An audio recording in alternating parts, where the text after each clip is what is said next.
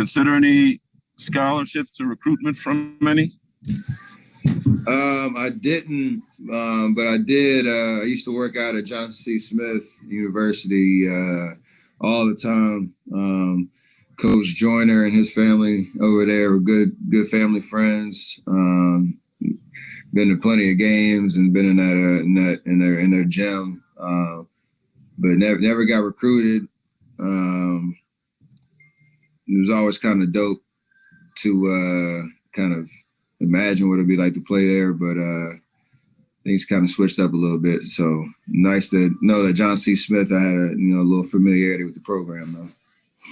And secondly, if you would have been offered from there or A&T, Central, or one of those schools, do you think you would have seriously considered going? Most likely. Who knows what the indecision would have been, but at that point, when you're coming from where I came from in terms of, a 3-star recruit and all that, any scholarship offer, I don't care where it came from, would have been highly considered. Yeah. Thank you. Yes, sir. Next, we have Mark Medina, USA Today. Hey, Steph, good to see you. I was wondering, with the 1-year anniversary approaching of the season shutdown, what were your memories of how you initially processed the news that, the Warriors were going to play that game without fans against Brooklyn? And then how did you process, the other turn of events with the OKC Utah game? Well, I was just coming off my hand injury, so I was, excited to be back on the floor playing. Played against Toronto, I think, a couple of days before. I started to get some flu-like symptoms the day after, so I was I think I missed the game right before our scheduled Brooklyn game, so I was kind of all over the place in terms of getting educated on what, COVID-19 really was, if I had it, getting tested for it.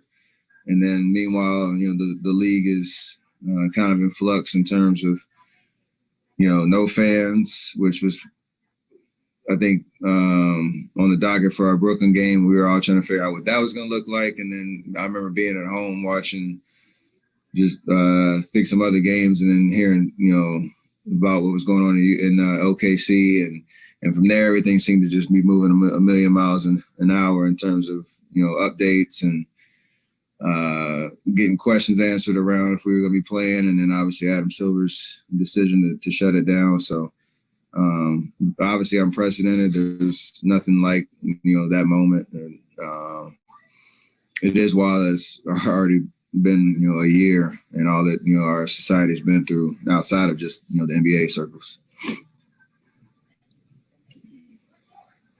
Next up, Terrell Thomas. Good morning, Steph. Thank you for joining us today.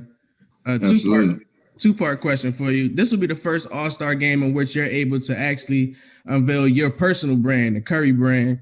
Do you have anything special lined up as far as apparel or sneakers for that?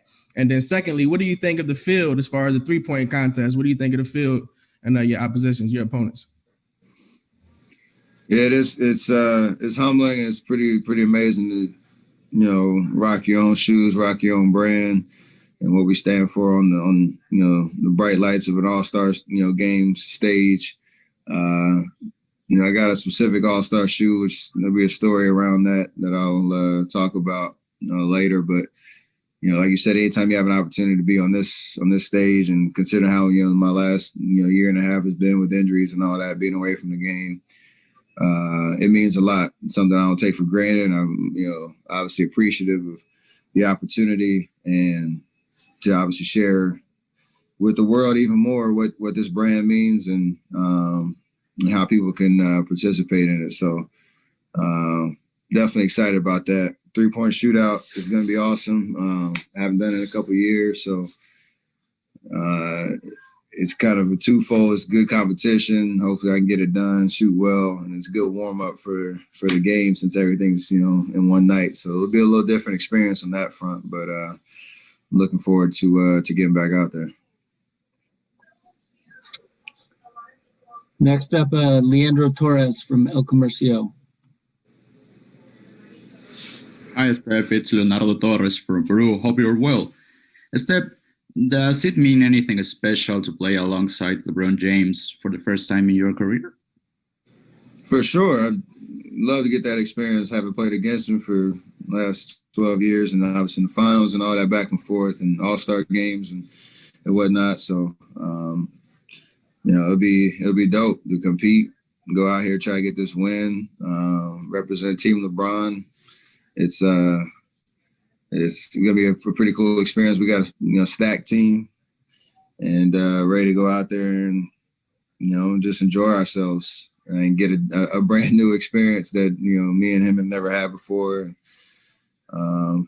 Should be pretty memorable for sure. And what does it mean for you to be in this All-Star game? I mean, it means a lot. Like I said, I've been obviously with injuries last year, and with the pandemic and everything that's happened over the last year, to how much work I've put in to get my game back to where I want it to be, and to be healthy and just be able to play at a high level, it means a lot. And obviously, when you're able to represent your team, your family, and everybody that's helped you along the way, on this stage, it means a lot. It's not something that, again, I take for granted at all. I know how much hard work goes into it. I know, what it means to be recognized as an all-star, and it definitely means a lot. Next, Patrick Murray. Hi, Patrick Murray from Forbes Sports here. I'm just wondering, obviously the All-Star Game is a great kind of celebration of the NBA family, but at the end of this season, we're going to have the Olympics. Is that something that's on your mind? And are you kind of keen to participate and maybe get that gold medal that's currently one of the few things you haven't won? Yeah, it's been on the radar, obviously, going into last summer before it was postponed. And, right now there's a lot that's a lot of questions, obviously, in terms of how, things will be put together for the Olympics and timing and coming out of this season, which is, a different experience for us as NBA players with the schedule and all that. So I'm kind of just staying patient right now and talked to a lot of people from USAB, and we'll closer to hopefully answer that question whether I want to play or not. It's just right now there's a lot going on in terms of the second half of the NBA season, which is obviously the priority right now. Christian Politai from Ruutu, Finland. Yes, hi. Thank you, Steph. Can you hear me? Yes, sir. Yeah. Christian Palotie with Ruutu in Finland. Comparisons are always made between players with similar skill sets, like yourself with former greats like Pete Maravich and Mahmoud Abdul-Rauf. But especially some of us Europeans often feel like you're kind of an evolution of Juan Carlos Navarro, especially when it comes to your ability to relocate and the audacity to take and make ridiculous shots at times. Is he someone you've drawn inspiration from, or is that something that Europeans have just made up? No, when I've played against him I think one time in international basketball, and I've seen a lot of film, and his creativity, like you said, his shot selection, just his rhythm on the floor, it jumps off the screen, and when you play against him. So I've seen him take the 1-footed threes, and like you said, all his moving on around the floor, and learned a little bit in terms of something that I can implement into my game. I've tried the 1-foot threes a couple times, made a couple, so definitely some inspiration there. And any guy that you can kind of see yourself in when they're out there on the floor, you obviously pay attention to, and there's an opportunity every time to kind of expand your skill set by what you see other guys do. So definitely he's been on my radar for sure.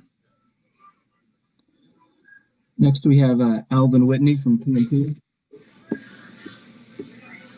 Good morning, Steph. How you doing? Good morning, everybody. Steph, I just wanted to get your thoughts on, on this voter suppression bills and what can you guys do as players to continue to fight the good fight? To continue to be educated, continue to understand what's going on in our world in real time, and align ourselves with the experts who are doing this work on a daily basis. And I think I've had a fortunate opportunity to get to know Stacey Abrams very well, and follow her work. And obviously being here in Atlanta, it's the ground floor of what she's been able to accomplish in terms of her fair vote, fair act initiatives, and fighting voter suppression 365, 24/7, not just as you get close to an election. So very appreciative of her example, her dedication, her and her entire team. She's been a huge voice and inspiration for how we can stay in part of the conversation and lean on those who are in the community doing the work, continue to raise awareness, fundraise, whatever the case is, and make this a year-long thing and not something that just happens again in election season. Thank you. Next, we have Mark Haynes with Clutch Points. Hey, what's up, Steph? What's happening? This you've been around this go around. It's a little different this year in the All-Star. But I wanted to ask you, what's some things you remember about your first All-Star game appearance?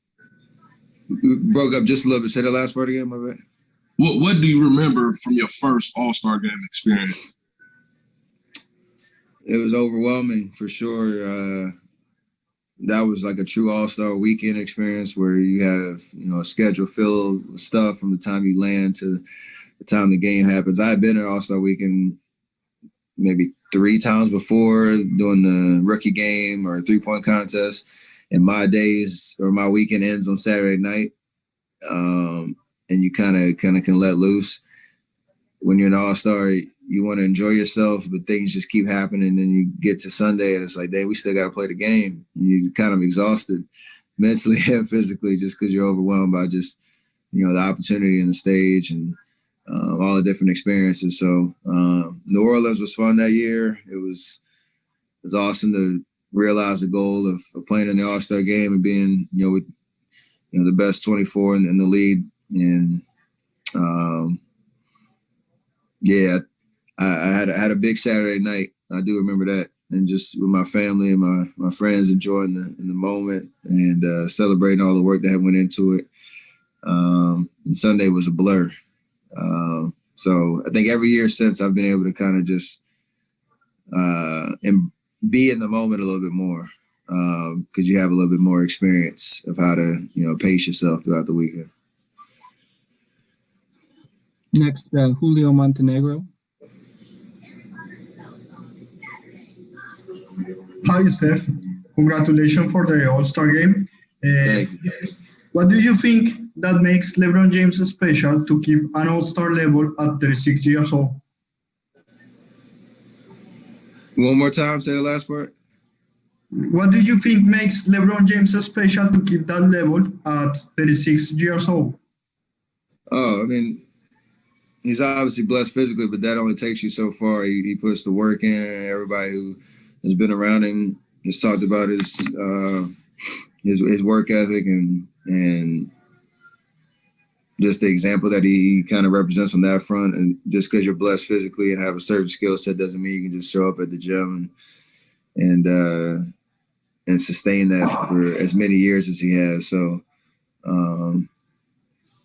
he obviously has a blessed basketball mind and has proven that, over the course of years and been able to evolve his game as time has gone on. And, proved a lot of people wrong that he could play at this level, even at this point in his career. So that's a great example to have of somebody who takes, the work behind the scenes as serious as, when you see him on the court. Anthony Flores, NBC Bay Area. Hey, Steph, I just want to say you look good. It's early here on the West Coast. You've been in big games. You've played in this game before. Obviously, you've won championships. Just wondering, do you still get pregame butterflies for events like this? And if so, what do you do to get yourself back in the right space? Oh, absolutely get butterflies. I even just went to go practice 3-point contest, and I was already like mentally in the actual thing. It's just when you're on the stage, it's and again you have an appreciation for it. It never really gets old. So even as different as this weekend is, with the way things are set up, to keep us safe this weekend. So just trying to, you got it when you get in there. Again, enjoy the moment, embrace it, be in the moment, and when the game starts, you kind of take a second and just realize, playing in the All-Star game and just make sure I enjoy myself. I haven't shot the ball really well in this game ever. So I'm trying to change that this year. But I've always enjoyed myself to the fullest. So I'm undefeated on that front. And do you look forward to, the fourth quarter, the last couple of minutes? That's when everyone really seems to start playing. Do you look forward to that? The game is close.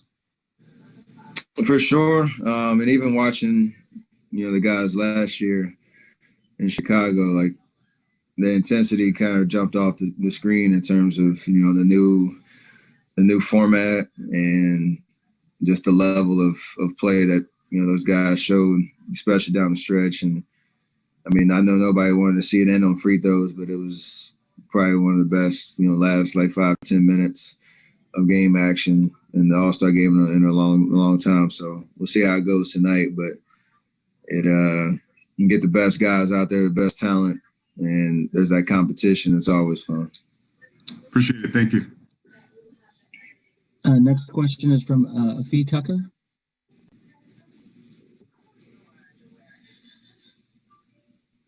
Thank you. Hi. Good morning.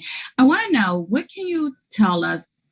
What can we really look forward to when we watch the game tonight in terms of Team LeBron? Like, can you speak to the synergy of the team? Like, who has kept you guys grounded, and how has this been a bit different as we are, it's been a year since we've been living through a pandemic. So, what should excite us? Like, as we sit here and we're waiting, what should we be looking forward to? I mean, you got the 24 best NBA athletes out there on the floor, all type of different, lineups and matchups and the like. And, it'll just be fun competition. Kind of to my last answer, hopefully it'll be, exciting and then possibly go down to the wire, be a great game, a lot of skill.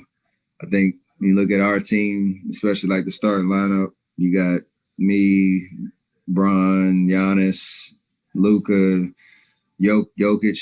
Almost have like 5 like PG type dudes, but we're all like different players. So it's gonna be interesting. Our playmaking abilities will probably be off the charts. Everybody can pass. Everybody can play make. So it should be easy chemistry to build, pretty quickly when we get out there. And obviously the rest of our team is stacked too. So I'm excited about, playing with guys I never teamed up with before. Played with Giannis before, but not the other 3. So that'll be a cool experience for me. Thank you. We have 2 more. First from Eduardo Borrell.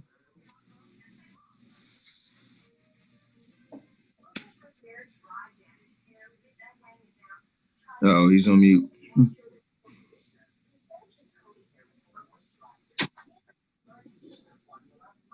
All right, we will try David. Hi, Remy, Steph.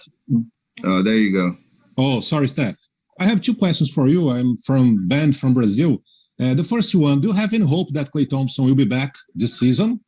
And the second one, always before the games, we're seeing you playing soccer with Leandro Barbosa. Do you think these skills could help you in the 3-point contest?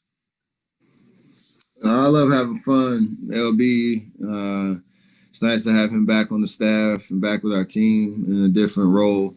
But during my warm-ups, he guards me a couple of times, help me get loose, and then we have a little fun at the end, doing a little soccer juggling and all that, passing back and forth, and then I end up shooting that last shot. So that's just keeping things light, fun, energetic. and it won't help me in 3-point contest at all. But it's nice to have a little chemistry with him. So yeah, Clay? then, we're just hoping for a full recovery for Clay, no matter how long it takes, and I highly doubt he'll be ready this year. But as long as he's back, when he's ready, no matter when that is, and ready to help us, win basketball games and get back to the player that we know he can be. However long that takes, we'll be ready for him. Thanks, Steph. And the last one for Steph is from David. Hey, Steph, I have a two-part question for you. The first one, you mentioned before how much you miss basketball in the year and a half you had to stop. What was it like to be back?